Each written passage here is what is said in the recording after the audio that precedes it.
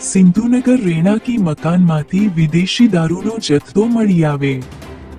સિંધુનગરમાં રહેતા મનીષભાઈ વીરુભાઈ હાસેજા તેના રહેણાંકી મકાનમાંથી જથ્થો સંતાડ્યો હોય તેવી ઘોઘા રોડ પોલીસ સ્ટેશનના માણસોને બાતમી મળેલ, જે અંગે બાતમીવાળી જગ્યાએ જઈ અને રેડ કરતા ઇંગ્લિશ દારૂની બોટલ 16 બોટલ મળી આવતા આરોપી હાલ ત્યાંથી નાસી ચૂક્યો હોય, જ્યારે આગળની કાર્યવાહી પોલીસ દ્વારા હાથ ધરવામાં આવી રહી છે।